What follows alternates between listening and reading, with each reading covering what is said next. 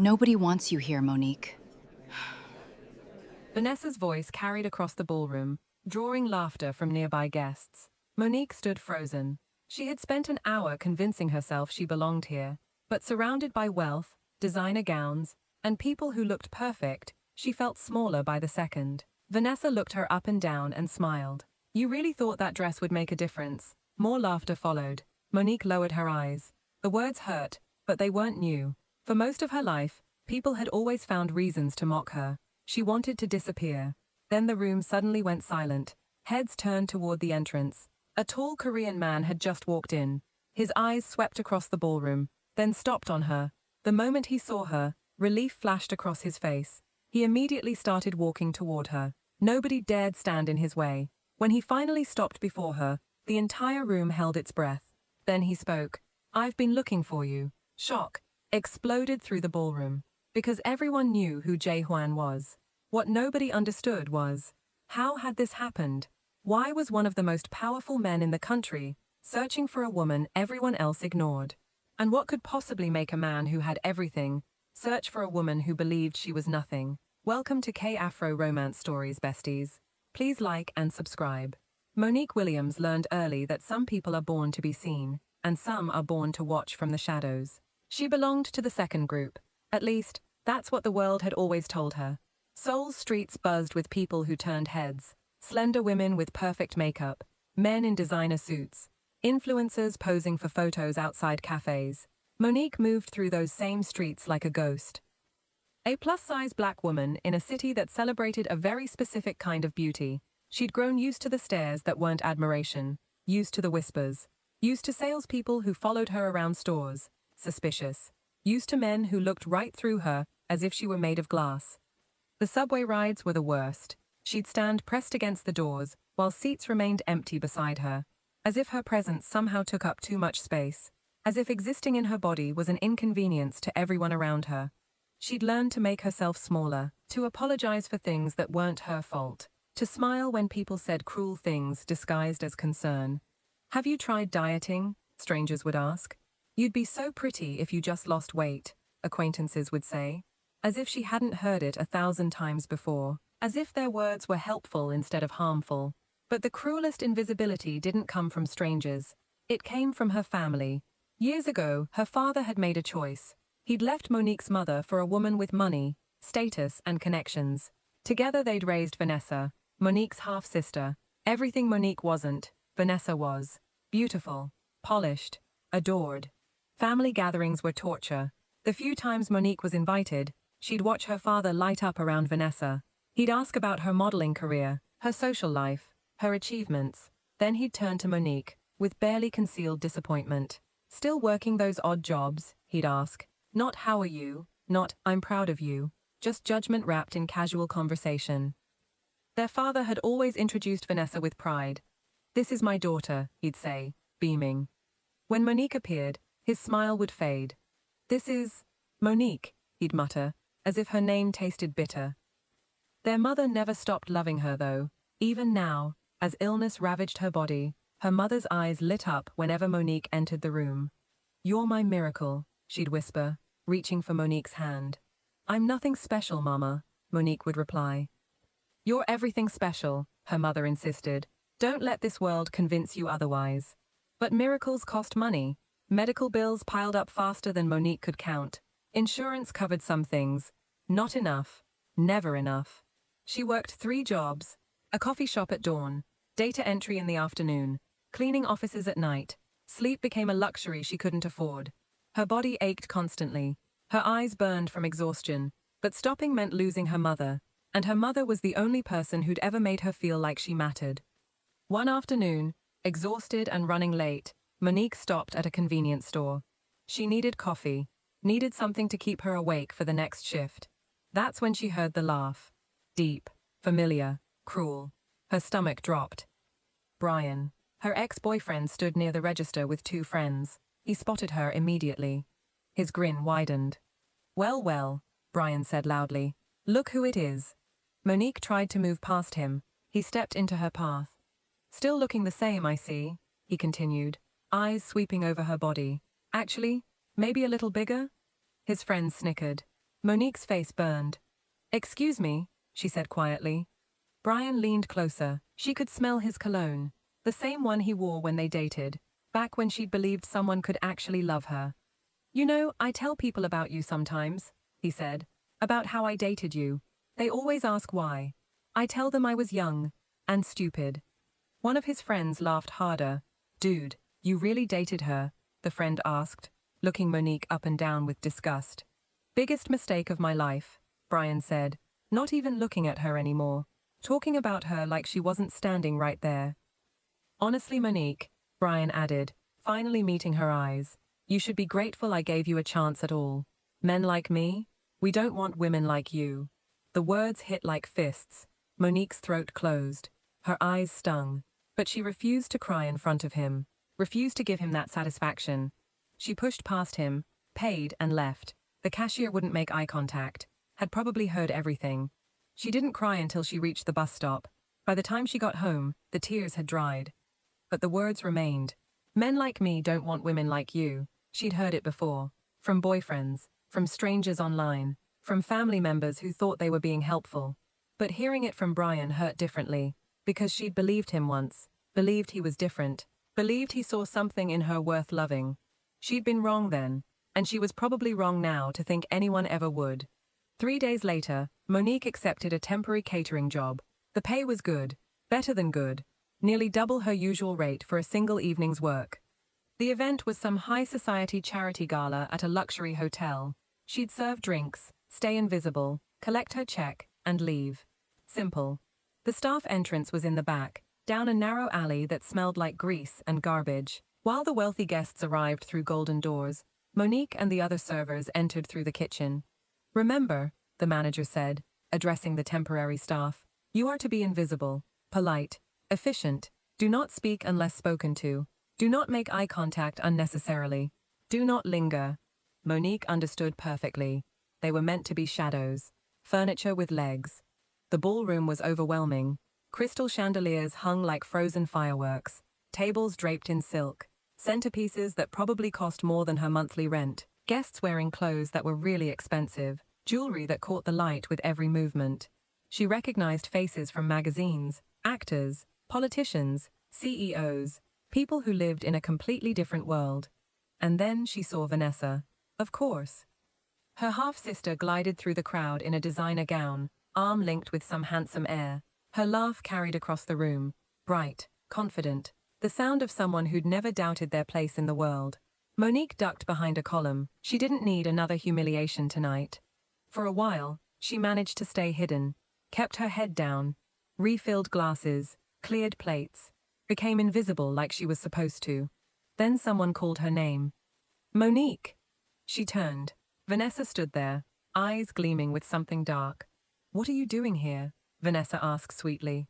"Working," Monique replied. Vanessa's smile sharpened. She looked Monique up and down slowly, deliberately. "Oh, of course." She stepped closer. "That uniform is unfortunate. Really doesn't flatter your shape." A few nearby guests glanced over. Monique's throat tightened. "I should get back to work," she said. Vanessa stepped closer, blocking her path. "You know, it's funny," she said, loud enough for others to hear. "I keep wondering why they hired you for an event like this. Don't they usually have standards?" Someone laughed softly. Monique felt her face flush. "I mean, this is a charity gala," Vanessa continued. "But I didn't realize we were the charity case." Another laugh. Louder this time. Monique's hands trembled. The tray she held rattled slightly. "People are staring at you," Vanessa continued, her voice dripping with false concern. "And not in a good way." Monique wanted to disappear, wanted to run, but her feet felt frozen. Vanessa leaned in close. Her perfume was expensive, suffocating. She delivered the final blow with a whisper that cut like glass. "Nobody wants you here." Monique's vision blurred. She turned to leave. Then the entire ballroom went silent, not gradually, all at once. Conversations stopped mid-sentence. Glasses paused halfway to lips. Every head turned toward the entrance. Monique felt the shift before she understood it. The air itself seemed to change. Charged. Electric. Someone important had arrived. She glanced back. A man stood at the top of the stairs. Tall. impeccably dressed in a suit that probably cost more than her annual salary, moving with the kind of confidence that didn't need announcement, the kind that came from knowing the world bent around you. People stepped aside instinctively, creating a path before he even moved. He descended the stairs slowly, scanning the room. His expression was unreadable, controlled. Monique didn't recognize him, but everyone else clearly did. "Is that Jay Huan?" someone whispered nearby. "I heard he never comes to these things." Who convinced him to show up? Vanessa's expression changed instantly, from smug to stunned. Her mouth opened slightly. The cruelty vanished, replaced by something close to awe. The man walked forward, past the mayor who tried to greet him, past a famous actress who smiled hopefully, past a group of socialites who'd been trying to catch his attention. He walked directly toward Monique. The crowd parted like water. Monique's heart hammered. This couldn't be happening. He was probably looking at someone behind her, someone important, someone who belonged. But he stopped in front of her. Up close, his eyes were dark and unreadable, sharp, intelligent, the kind of eyes that saw everything. When he spoke, his voice was calm but carried weight. "I've been looking for you." Monique couldn't breathe. This had to be a mistake. Men like him didn't look at women like her, didn't walk toward them in front of hundreds of people, didn't speak to them like they mattered. I think you have the wrong person," Monique stammered. The man's expression didn't change. "You're Monique Williams," he said. It wasn't a question. She nodded slowly. How did he know her name? "My name is Jay Huan," he continued. "I believe you met my grandmother a few months ago." Monique's mind raced. Grandmother? Then it clicked. The clinic.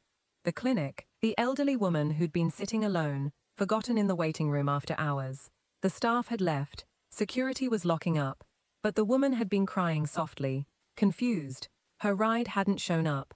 Monique had stayed late, made her tea from the break room, sat with her, talked about nothing important, just kept her company until her grandson arrived. She didn't even take a good look at him then. But it really was him. It had been nothing, just kindness, the kind of thing anyone would do. Except no one else had. "I remember," Monique said quietly. Jay's expression softened. Just barely, like ice beginning to thaw. "She hasn't stopped talking about you since," he said. "She told me I needed to find the woman who treated her like family, when everyone else treated her like an inconvenience." Monique didn't know what to say. Behind Jay, Vanessa looked like she'd been slapped. The crowd whispered frantically. Jay extended his hand. "Would you walk with me?" he asked. It wasn't a command, it was an invitation. Monique hesitated. Her hands gripped the tray tighter. Then, before she could answer, Jay did something no one expected. He took the tray from her hands, set it on a nearby table, and scooped her up, bridal style, in one smooth motion. The ballroom exploded. Gasps rippled through the crowd like shockwaves. A woman actually clutched her chest. Cameras flashed frantically. Monique's breath caught in her throat. "What are you doing?" she whispered, mortified. Her hands instinctively gripped his shoulders. His suit was soft under her fingers. Expensive fabric.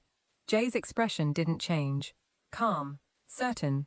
"Making sure everyone sees you," he said quietly. Monique's heart hammered so hard, she thought it might burst. Behind them, Vanessa stood frozen, mouth open. Her date looked confused. The socialites looked scandalized.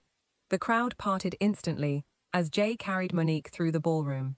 Every eye followed them. Whispers erupted like wildfire. "Is that really Jay Huan? Who is she? Did he just... Oh my God. Someone get a photo. Is this real?" Monique wanted to disappear, wanted to melt into the floor, but Jay's arms were steady, strong. He carried her like she weighed nothing, like she was precious. And for the first time in her life, being seen didn't feel like punishment. It felt like being claimed. Jay carried her through the terrace doors. The cool night air hit her face. Below, Seoul glittered like scattered diamonds. He set her down gently. Her legs felt weak. Monique still felt like she was dreaming. Jay stood beside her, hands in his pockets, gazing at the skyline, giving her space to process. "You didn't have to do that," Monique said softly. "Do what?" Jay asked. "Rescue me." Jay turned to face her. "I wasn't rescuing you," he said. "I was finding you." Monique looked down at her hands. They were shaking. "Your grandmother exaggerated. I didn't do anything special. She disagrees, Jay replied, and my grandmother is rarely wrong about people. Silence stretched between them. Not uncomfortable. Just unfamiliar. Why were you really looking for me? Monique asked. You could have sent a thank you card. Flowers. You didn't need to. She gestured vaguely at the ballroom behind them. Jay considered the question. Because in a world where everyone wants something from me, he said slowly, my grandmother met someone who wanted nothing, someone who gave without expecting anything in return. I wanted to meet that person. Monique's chest tightened. I'm not special, she whispered. Jay's gaze didn't waver. I'll decide that for myself. Weeks passed. Jay called. Not once, not twice, regularly. At first, Monique thought it was pity, or obligation. She kept waiting for him to get bored, to realize she wasn't worth his time. But he showed up at her mother's apartment with groceries, with flowers that made her mother cry, with a doctor he trusted to give a second opinion. Mr. Juan, her mother protested weakly, this is too much. It's Jay, he corrected gently, and it's not enough. He never made a big deal of it, never asked for thanks. Just showed up. Monique's mother noticed immediately. That man looks at you like you hung the moon, she said one evening after Jay left. Monique shook her head while washing dishes. He's just being kind. Her mother laughed softly, knowingly. Baby, men like him aren't kind without reason. Monique scrubbed a plate harder than necessary. What reason could he possibly have? You really don't see it, do you? Her mother asked. Monique dried her hands, turned. See what? How special you are. Monique's throat tightened. Mama, you think because the world told you you're not enough, it must be true, her mother continued. But that man sees what I see. A woman with a heart bigger than this whole city. Monique wanted to believe her, but the voice in her head was louder. Men like him don't want women like you. Still, Jay persisted. He invited her to quiet dinners at restaurants, where menus didn't list prices. Took her to art galleries she'd only read about in magazines. Listened when she talked about her mother, her work, her dreams she'd stopped believing in. He asked questions, real questions. What did you want to be? He asked over dinner one night, before life got in the way. Monique hesitated. A teacher, she admitted. I wanted to work with kids who felt invisible, the ones everyone overlooks. Why didn't you? College costs money. My mom got sick. Life happened. Jay was quiet for a moment. It's not too late, he said. Monique smiled sadly. Some doors close, Jay. Then we open new ones. He didn't try to fix her, didn't try to change her. Just saw her. One evening, after dinner, Jay drove her home. The streets were quiet. Rain started pattering against the windshield. Before she got out, he caught her hand. Monique, he said quietly. She turned. I know you don't believe me yet, he continued, but I need you to know something. Her heart raced. You're not a charity case to me, Jay said. You're not a good deed. You're the first person in years who makes me feel like something other than a bank account or a business deal. Monique's eyes stung. I don't understand why, she whispered. Jay smiled. Small, but real. Neither do I, he admitted, but I'm not going anywhere until I figure it out. He lifted her hand, kissed it gently, then let her go. Monique floated into her apartment. Her mother was already asleep. She sat in the dark living room, touching the hand he'd kissed. For the first time in her life, she let herself imagine something dangerous, being loved. But she had no idea how quickly everything would fall apart. The headline hit like a grenade. Jae Hwan's secret engagement, billionaire tied to heiress Song Min-ji, in decade-old arrangement. Monique stared at her phone screen. The article included photos. Jae at a gala with a stunning woman. Tall, elegant, perfect. Jae's family standing beside hers. Everyone smiling like it was already decided. Quotes from inside sources, claiming the marriage had been arranged years ago, that it was expected, inevitable, that Jae had simply been delaying the announcement. Monique's hands shook. She scrolled through comment after comment. Who's that girl he's been seen with lately? She's nobody. He's probably just killing time before the real wedding. Did you see her? He'd never actually marry someone like that. She really thought a man like Jae Hwan would choose her. Delusional. Monique felt sick. The room spun. She'd been a fool. Again. She called Jae immediately. He answered on the first ring. Monique, is it true? She demanded. Silence. The silence told her everything. Is it true? She repeated, voice breaking. Jay exhaled slowly. There's an arrangement, he admitted. But Monique's world tilted. How long? She interrupted. What? How long were you going to wait before telling me? She asked, tears streaming now. Were you ever going to tell me? I was handling it, Jay said. I never wanted. You let me fall for you, Monique interrupted, her voice raw. You let me believe this was real, while you were engaged to someone else? I'm not engaged, Jay said firmly. It's a business arrangement my family made without my consent. I've been working to end it. Then why didn't you tell me? Monique whispered. Because I didn't want you to worry about something that didn't matter. Didn't matter? Monique's voice rose. It's all over the internet, Jay. Everyone is talking about it. Everyone is laughing at me. I don't care what they think. Well, I do, Monique shouted. Because I'm the one they're calling a fool. I'm the one they're saying doesn't belong. You do belong. No, I don't, Monique cried. I never did. I knew it from the beginning, and I was stupid enough to forget. Jay's voice softened. Monique, please, let me explain in person. Let me fix this. You can't fix this, Monique said, wiping tears with shaking hands. I can. Just give me a chance. I can't do this, Monique said, tears streaming now. Don't do this, Jay pleaded. Please, don't run from this. But Monique had spent her whole life running. From pain, from rejection, from hope that turned to ash. I'm sorry, she whispered. Monique, wait. She hung up. She blocked his number, blocked his messages, blocked everything, because staying hurt too much, and leaving was the only protection she had left. Days blurred together. Monique stopped going out, except for work, stopped checking her phone, stopped hoping. Her mother noticed immediately. Love isn't perfect, Monique. People make mistakes. What matters is whether they fight to fix them. He lied to me, Mama. He kept something from you, her mother corrected. There's a difference. Not to me. Baby, you've spent your whole life waiting for people to prove you're not worth loving. The moment Jay made one mistake, you ran. Not because he failed you, because it gave you an excuse. Monique's eyes stung. That's not fair. Life isn't fair, her mother said softly. But love is worth fighting for, even when it's scary. But Monique wasn't ready to hear it. The wound was too fresh, the humiliation too deep. Meanwhile, Vanessa scrolled through her phone with shaking hands. The headlines were everywhere. Jay Huan's secret engagement revealed. She read every article twice. An arranged marriage. To Song Min-ji, a woman from one of Seoul's wealthiest families. Vanessa smiled slowly. This changed everything. She made calls, asked questions, dug deeper. Then she discovered something even more interesting. Jay's grandmother. The old woman had been the one to bring Jay and Monique together, had orchestrated their first meeting, had encouraged the relationship from the beginning. Vanessa's mind raced. If she could win over the grandmother, she could position herself as the better choice, the appropriate choice. She scheduled a visit.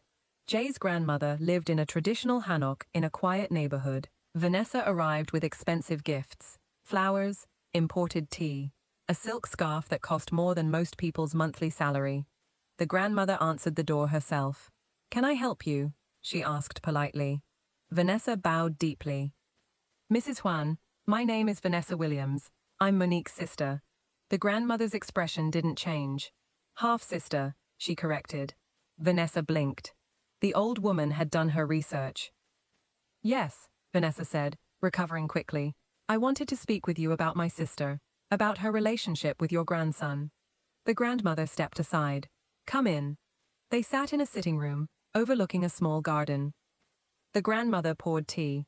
Why are you here? She asked directly. Vanessa arranged her face into concern. I'm worried about Monique, she said. She's fragile. This whole situation with the arranged marriage has devastated her. I see.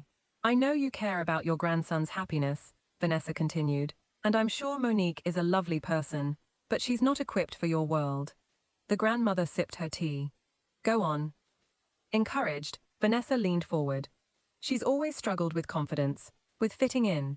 I just worry that this relationship will hurt both of them in the long run. And you have a solution? The grandmother asked. I just think. Vanessa paused delicately. Perhaps if Monique gracefully stepped aside, everyone would be happier. Jay could honor his family's arrangement. Monique could avoid more public humiliation. The grandmother set down her cup. Her eyes were suddenly sharp. You're suggesting I convince my grandson to abandon the woman he loves.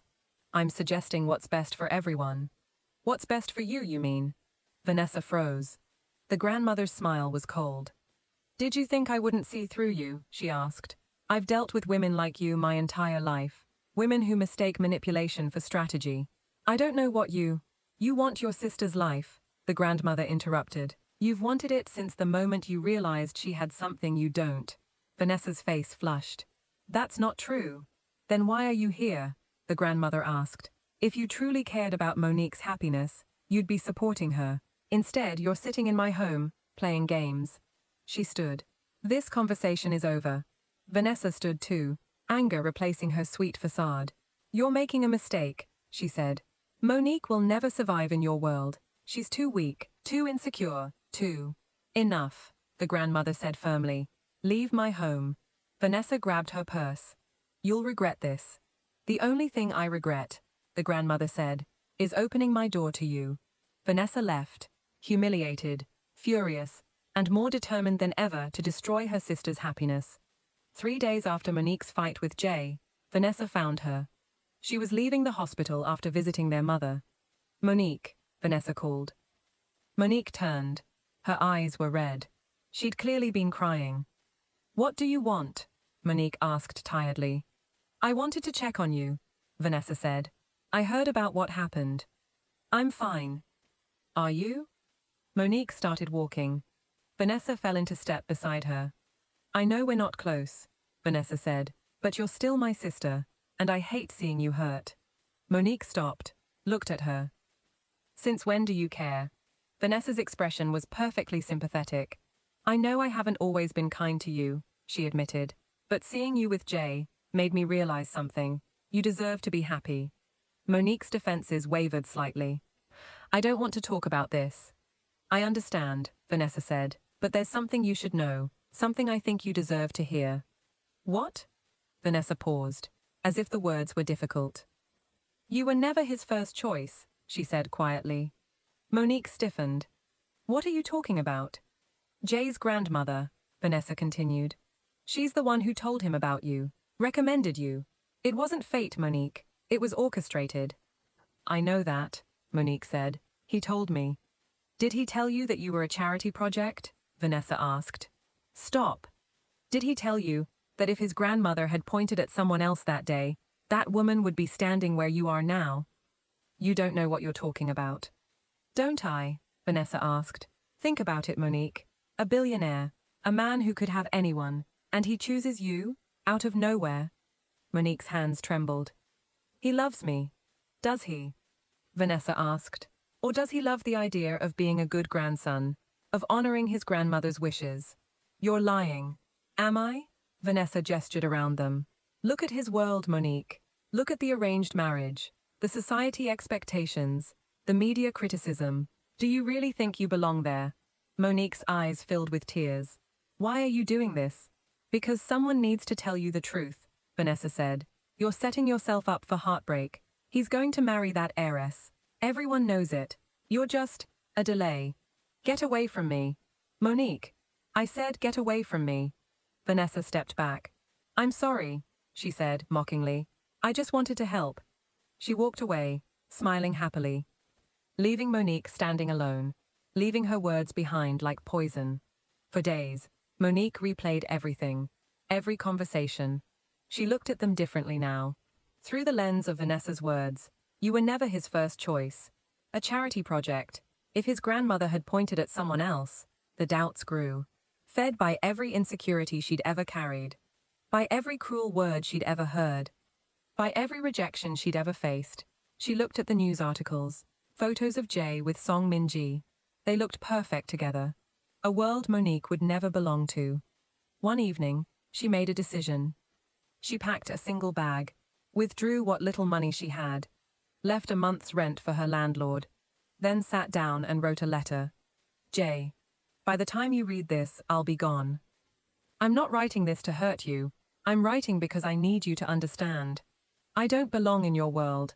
I never did. I tried to believe I could, tried to believe that love was enough. But it's not. I'm not that person. Your grandmother was kind to recommend me. You were kind to try. But kindness isn't love, and I won't spend the rest of my life wondering when you'll realize that.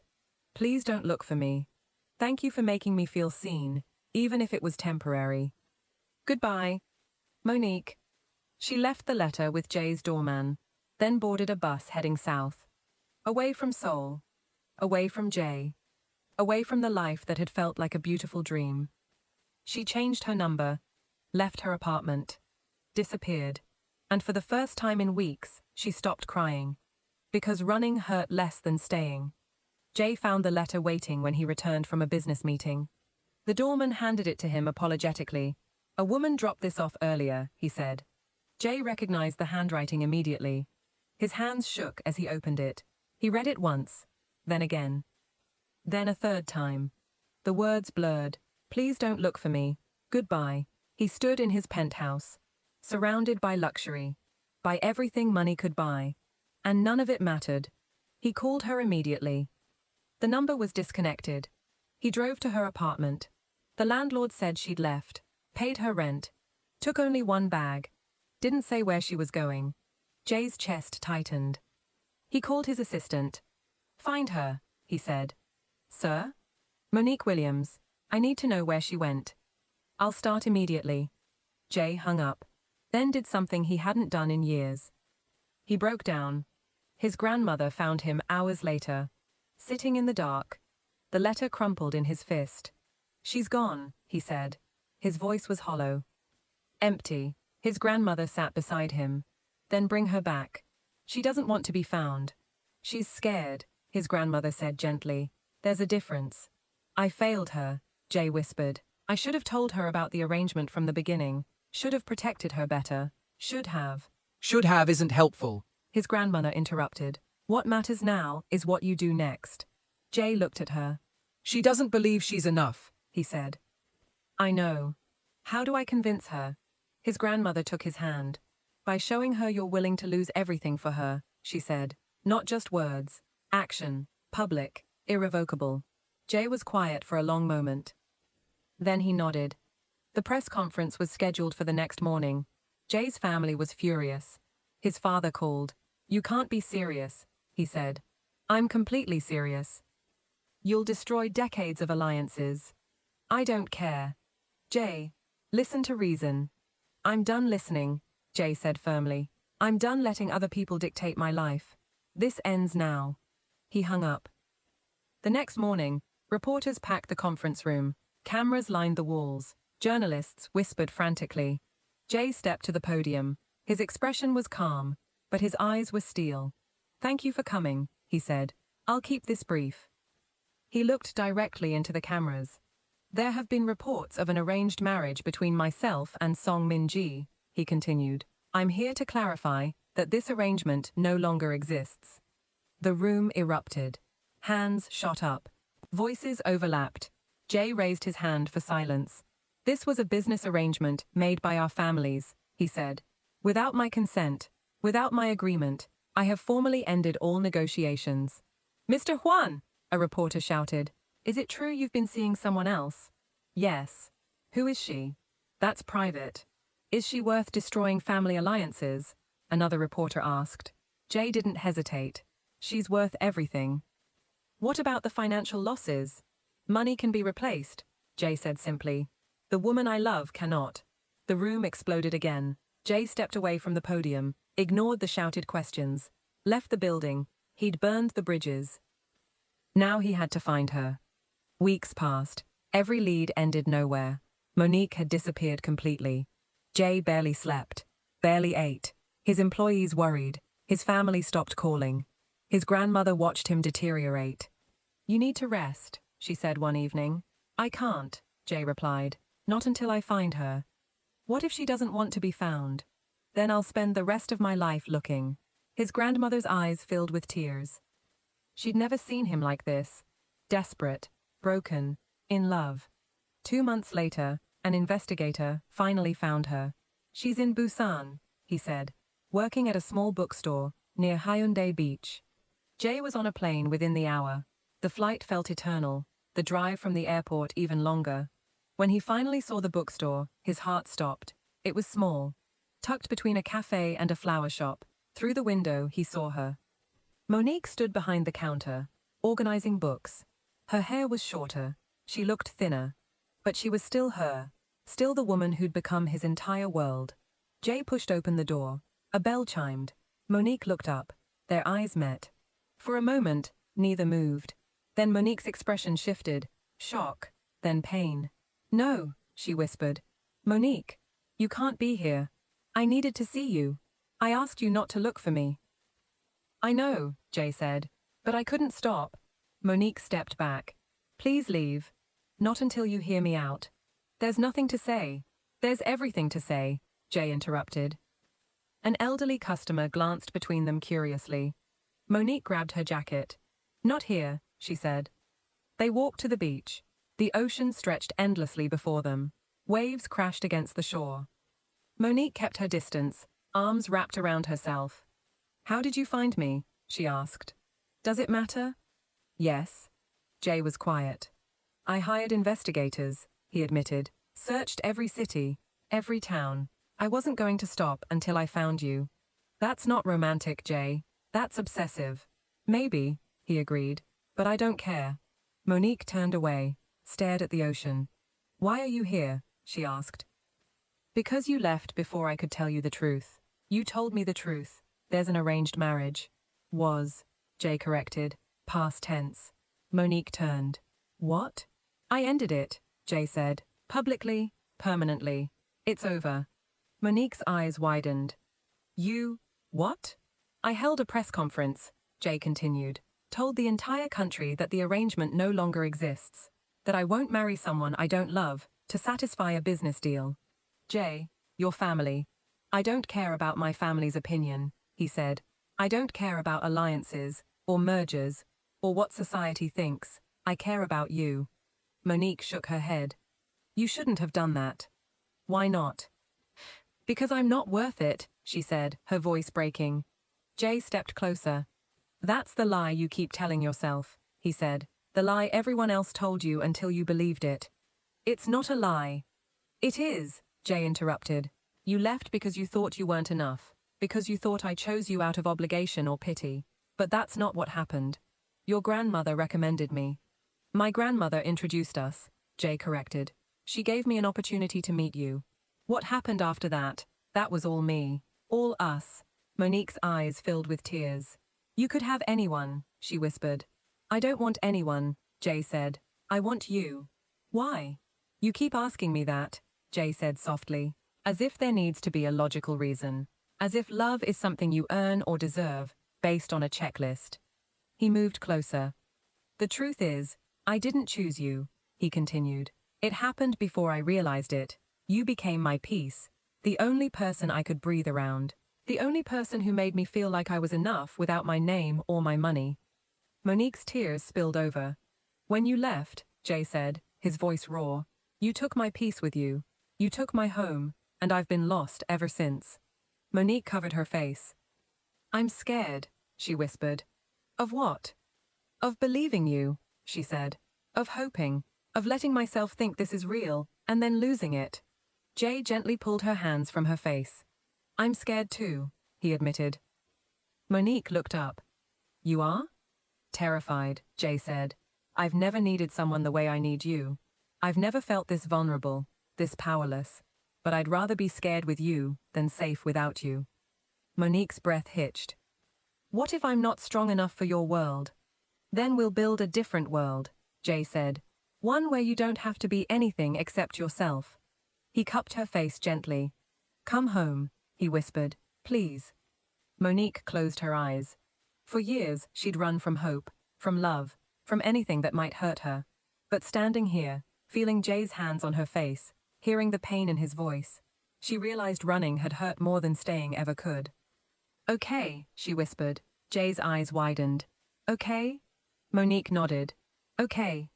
Jay pulled her into his arms, held her like she might disappear again. Monique buried her face in his chest. For the first time in months, she felt like she could breathe.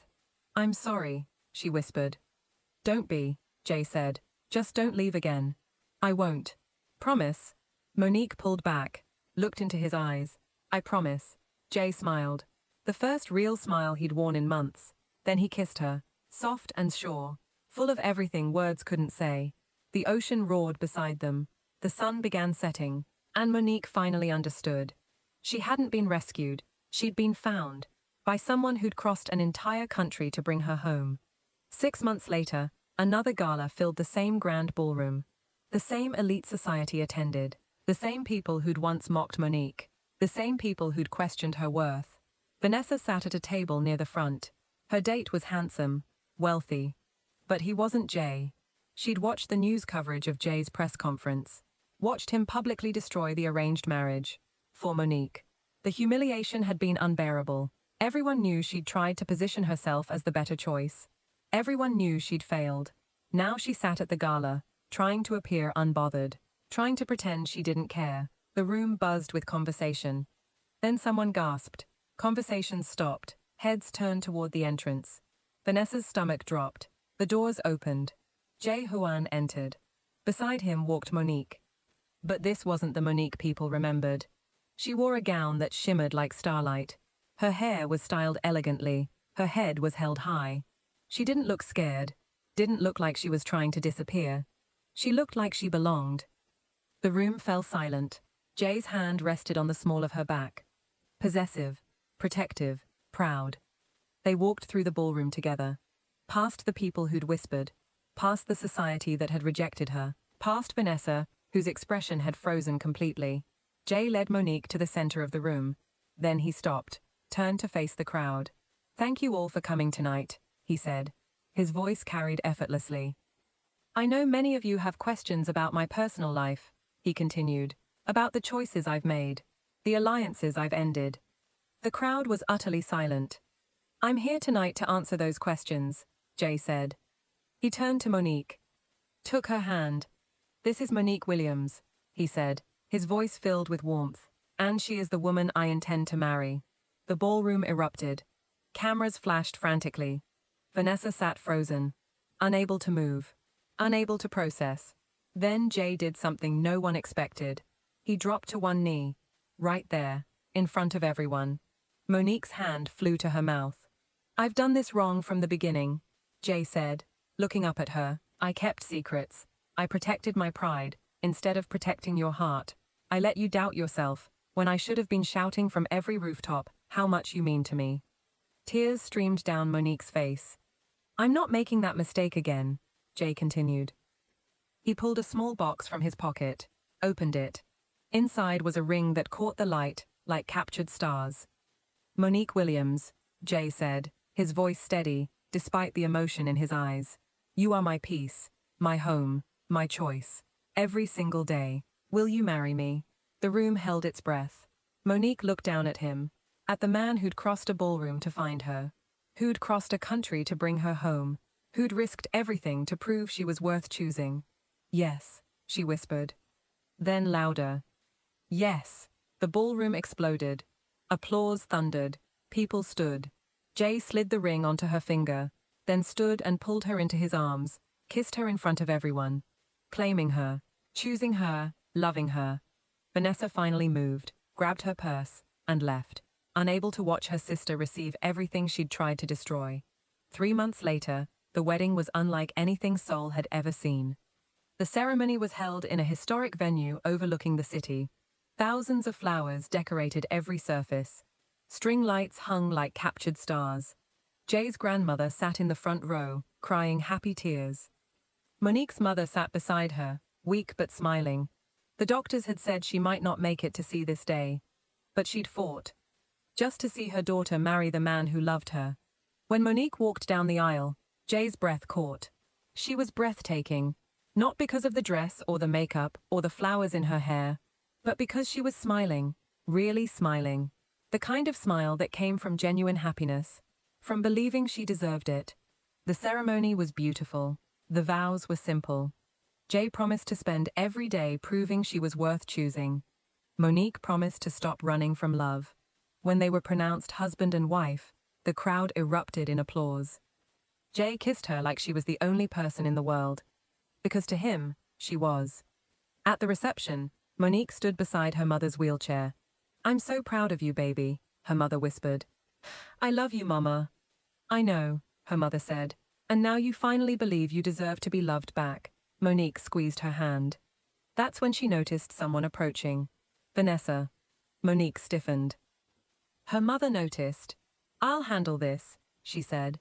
"No," Monique said gently. "It's okay."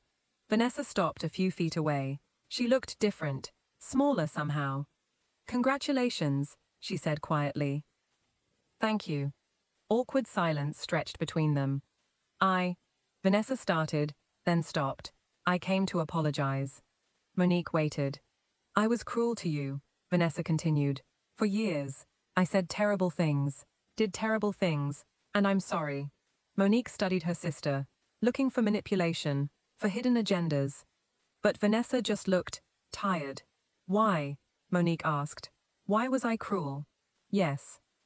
Vanessa looked down. "Because you had something I didn't," she admitted. "Mum's unconditional love, and eventually, Jay's love. I spent my whole life being told I was special because of how I looked, but you were special because of who you were. I hated that." Monique's chest tightened. "I'm not asking for forgiveness," Vanessa said. "I don't deserve it. I just wanted you to know. I was wrong. About everything." She turned to leave. "Vanessa," Monique called. Her sister stopped. "Thank you," Monique said. Vanessa looked confused. "For what?" "For proving something important," Monique said. "For years, I thought I was the problem, that I wasn't enough, wasn't pretty enough, wasn't thin enough, wasn't special enough." She smiled, small but genuine. "But I wasn't the problem," she continued. "I just spent too long listening to people who couldn't see my worth." Vanessa's eyes filled with tears. "You were always enough," she whispered. "I just couldn't admit it." She left before Monique could respond. Monique watched her go, felt something shift inside her. Not forgiveness exactly, but release. She no longer needed Vanessa's approval, no longer needed anyone's validation except her own. Later that evening, Monique stood on a balcony overlooking the reception. Inside, guests danced and laughed. Jay's grandmother was teaching Monique's mother a traditional dance. Both women were laughing. Strong arms wrapped around Monique from behind. Jay rested his chin on her shoulder. "What are you thinking about?" he asked. Monique leaned back against him. "How different my life is now," she said. "Good different. The best different." Jay kissed her temple. "Any regrets?" Monique turned in his arms. Looked up at him.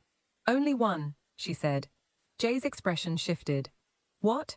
"I regret all the years I didn't believe I deserved this," she said softly. Jay's eyes softened. "You deserve everything," he said. "I'm starting to believe that." "Good," Jay said, "because I plan to spend the rest of my life proving it." Monique smiled.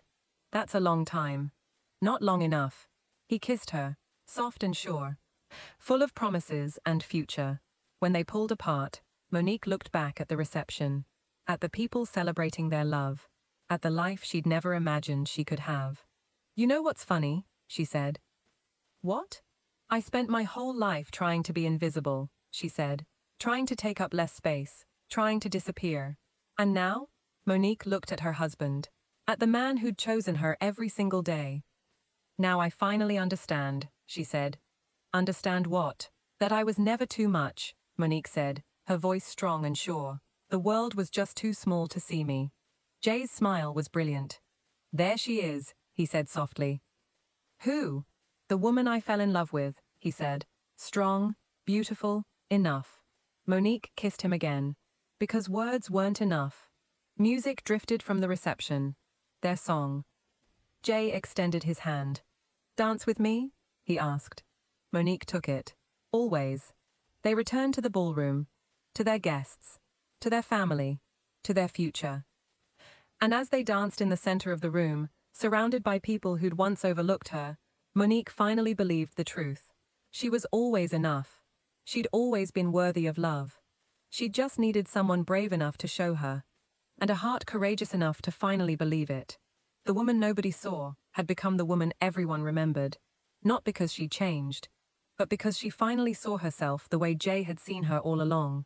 Whole, worthy, loved, and absolutely, undeniably enough. And that's it, besties. Sometimes the most powerful love stories aren't about being chosen, they're about finally believing you're worth choosing. Monique's journey reminds us that our worth was never determined by who overlooked us, but by having the courage to see ourselves clearly. If this story touched your heart, please like this video and share it with someone who needs to hear it. Subscribe for more stories about resilience, second chances, and the kind of love that changes everything. Drop a comment below. What moment resonated with you most? Remember, your story matters. Your worth is undeniable, and you've always been enough.